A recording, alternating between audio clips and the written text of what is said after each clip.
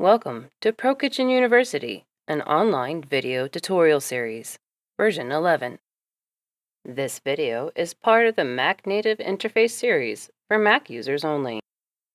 This video is a demonstration of creating specialty ceiling features. We will address how to create a tray ceiling, a coffered ceiling, and an arched or barrel ceiling. Specialty ceilings and ceiling features are a common design feature that add extra interest and elegance to a space. These features, however, are a common design challenge due to the fact that there is no pre-built option to create the visual of the desired ceiling. In this video, we will explore how to create these features by utilizing user shapes. Please note, the ceiling features demonstrated in this video are only a few applications of the process and may be adapted to create many different ceiling shapes and features. Before we begin adding the tray, coffered, and arch barrel ceiling elements, we must first adjust the wall height of the room. This will be adjusted in the design settings. Navigate to the design settings icon found on the top toolbar that appears as a blue circle with a gear inside, and left-click to launch the dialog box. In this dialog box, if you are just starting the design, enter all the pertinent job details as you normally would. When you arrive at the Construction tab, adjust the wall thickness, zone width, and wall item alignment as usual. For the wall height field, we must adjust the wall height to reflect the value of the highest point of the ceiling. For instance, in this room, the wall height will end at 96 inches, but the highest point of the ceiling will be at 108 inches. So the value I will need to enter will be 108 inches. If you had previously drawn your walls for this room, you may apply the new parameters by placing a mark in the box next to Apply to Existing Walls before hitting the OK button at the bottom right corner of the dialog box. If you have not yet drawn your room, do so now as per usual. Now that the walls are at the appropriate height, we may create the ceiling feature. It may be a good idea to create elevation views for each wall in the room before we begin. Either right-click on the wall, head to the wall number, into the toolbox and select Inside Elevation, or left-click the wall once, then select the elevation icon found on the top toolbar. Let's begin with the tray ceiling, in which there is a portion of the ceiling that is dropped along the perimeter of the room. For this, we will need a user shape. Navigate to either the doors or windows icons on the left toolbar and left-click to launch a dialog box. Select the User Shapes folder. Making your selection here will depend entirely on a couple of factors. First, how will this item move? Floor user shapes can move anywhere within the space and may be moved in all directions: left, right, up, down, and in, out. Wall user shapes can only move in two directions: left, right, and up, down, and will always have the back of the item attached to the face of a wall. The second factor to consider is, on which axis will I need to make my edits? Floor user shapes can only be edited on the horizontal axis from the plan view, while wall user shapes may only be edited on the vertical axis from the elevation view. For the tray ceiling, I will choose the floor user shape in case I need to make any edits on the horizontal axis. Once selected, click the Place button and left-click once to drop it in any wall zone on the plan view with a left click, and left-click again to secure. When the dialog box reappears, left-click Cancel to dismiss. User shapes by default will be a 24 by 24 half-inch thick piece of auburn wood. To alter this item into the 24 wide, 12 high drop ceiling that runs the length of the wall, Access attributes with either the right-click menu or with a double left click. In the Attributes dialog box, in the General tab, we may now make the appropriate dimension changes. Width is the left-right dimension of the item along the face of the wall. I will enter the value of the wall length in this field. Height will reflect the vertical dimension and will be set at 12 inches. Depth is the distance from the back of the item into the room, and I will enter the desired 24-inch depth into the room. Next, I will want to adjust the texture. Click the Texture tab to open. For this demonstration, I will select Non-Wood, so I may use any of the installed or imported textures. Then move the mouse over and down to click the Select button. The Textures dialog box will appear, and you may either enter the sample name, number, or keyword in the search field at the upper left, or navigate the catalog tree. Left-click a texture sample to see a larger image in the preview panel to the right. Below the preview, you may rotate the sample, or click the Favorites button to save the texture for easy access later on. You will want to ensure that this texture is either a match to the wall texture or to the ceiling texture, depending on design needs. Once you are satisfied with your selection, click the OK button. Once both the dimensions and the texture have been altered, click the OK button in the Attributes dialog box to apply. Now we need to maneuver this user shape into the appropriate placement. Let's first move it up-down to sit flush with the ceiling. This will be most easily done in the elevation view. Select the user shape with a left click, and use the top or bottom fields now displayed below. The top field represents the top of the item in relation to the top of the wall, and should be entered as 0. The bottom field represents the bottom of the item in relation to the floor, and should be entered as a positive value reflective of the height of the wall minus the height of the user shape. Once the correct value has been entered, tap the Enter key on the keyboard. Moving this item left-right will be most easily done from the Plan view.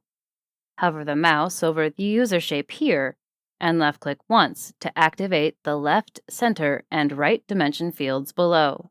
Adjust either the left or the right field to 0, then tap the Enter key on the keyboard to secure.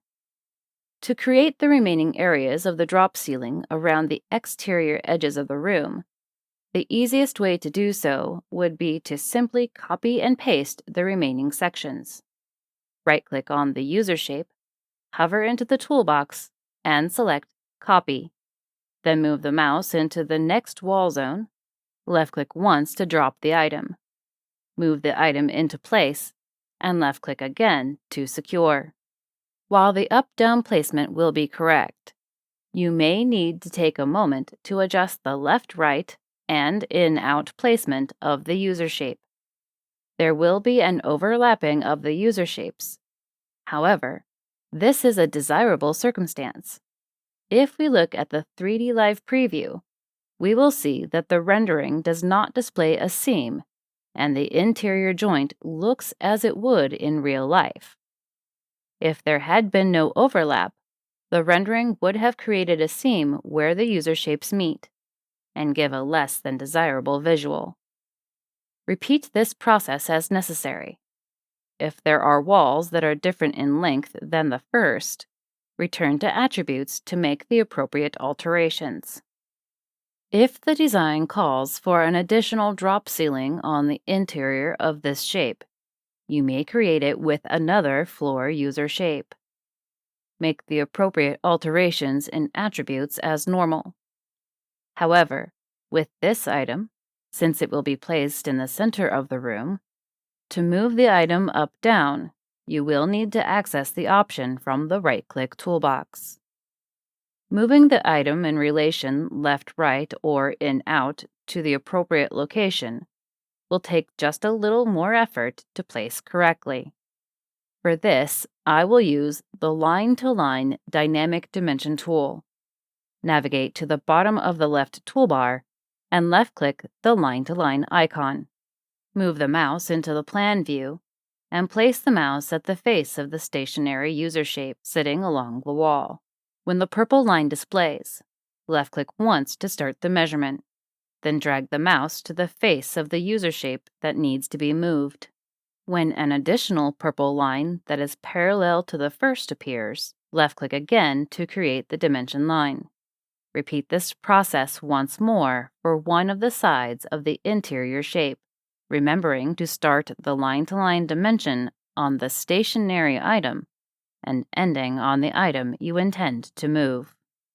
To move this into its appropriate position, left-click the first created dimension line to select. It will become outlined in red, and now at the bottom of the ProKitchen window, the length field will be displayed. Enter the desired value, then tap Enter on the keyboard. Repeat this process for the remaining dimension line. Now, you may place lighting components on either the recessed ceiling area or on any of the drop ceiling areas, keeping in mind that if you place lighting components on the dropped portions, you will need to use the up-down tool to ensure they sit flush with the bottom of the user shapes. Now that we have created a tray ceiling, let's tackle a coffered ceiling. This specialty ceiling features multiple beams crisscrossed or patterned across the ceiling. Some coffered ceilings will have simple straight beams, and some may have decorative scalloping. If the coffered ceiling will be straight beams with no decorative scalloping, this may be created by using floor user shapes. Setting the attributes appropriately, moving the item with up, down, left, right, and copy paste, similar to how the tray ceiling was created. However, if there is a need to create scalloped beams, you will need to utilize wall user shapes so that we may edit the shape on the vertical axis. With wall user shapes, you will want to have elevation views created and available prior to bringing in the user shape for ease of placement. Create the elevation views as demonstrated earlier. Then navigate to the Architectural Elements catalog, this time selecting the wall user shape. After clicking Place, drop the user shape in the elevation view and left-click to secure. When the dialog box reappears, left-click Cancel. Next, navigate to the user shape's attributes and adjust the dimensions to reflect the appropriate height and width, with the depth to run the length of the room, and select the desired texture. Once the attributes have been adjusted, move this item up-down to sit flush with the ceiling, and left-right to sit flush with one of the walls. With the scalloped beams sitting along the side of the wall, we will only need to create the edits on the side exposed to the interior of the room. Right-click the user shape and select Edit from the toolbox. The outline will become red in color and there will be open circles at each corner. Similar to countertops and backsplash, user shapes will have the additional hidden right-click edit tools, one set each for lines and for points. For a more detailed demonstration on all the available edit tools, please visit the User Shapes video tutorial. First, we will need to create the additional levels of the beam using the additional right-click edit tools from the line. Hover the mouse over the bottom line of the shape, then right-click to open the menu. Here, we will want to select Extrude. Once selected, now, when we move the mouse, a new point will follow. This will be the start of the extrusion. Move the new point into position and left-click once to start. Now, without clicking the mouse again, move the mouse down and over, using the blue lines as the indicator of where the new section of the shape will appear. When you are happy with the height and width of the extrusion, left-click again to secure. If you need to make additional adjustments to the height or the width of the newly created shape, left-click once on the appropriate line, move the mouse, and left-click again to secure. Repeat as necessary. Currently, this shape has square corners. If these need to be softened, we will need to use the additional right-click edit tools available from the points. Hover the mouse over the point and right-click, this time selecting Notch to create a notch in the corner, Round to create a rounded corner, or Bevel to create a beveled clip. For this demonstration, I will choose Round to soften and round out all the corners of this shape. Once selected, move the mouse into the shape for exterior corners, or outside the shape for interior corners. As you move the mouse, you will see a preview of the curve. When you are happy with the rounded corner, left-click to secure. Repeat as necessary until all desired edits have been made. To release the Edit tool, tap the Escape key on the keyboard. When it comes to the beams that reside on the exterior of the room, copy and paste will not be an ideal option, since the edited edge will remain on the side in which they were created, and placing the copied item on the opposite wall face to invert the shape may lead to a problem with the 3D rendering. So it is suggested that you repeat this process for each of the beams that will sit on the edge of the room, using only 2 of the wall placement areas, preferably the north and east walls of the drawn space, for best visual representation. When it comes to the beams that will sit along the interior of the space, we may create the shape once, then copy and paste as necessary, this time creating the extrusion to the middle of the shape and making the edits on both sides. Once you are happy with the shape, tap the Escape key on the keyboard and copy and paste as needed to create the required amount of beams. But be aware that spacing these items will be best served when copying and pasting one at a time. Before I copy and paste the newly created beam, I will want to ensure proper placement. As you may see, I am not provided with user DIMs on the plan, and I will need to do some math for placement purposes. I want this first beam to be placed centrally to the room. The wall length is 210 inches, and I have 3 12-inch wide beams.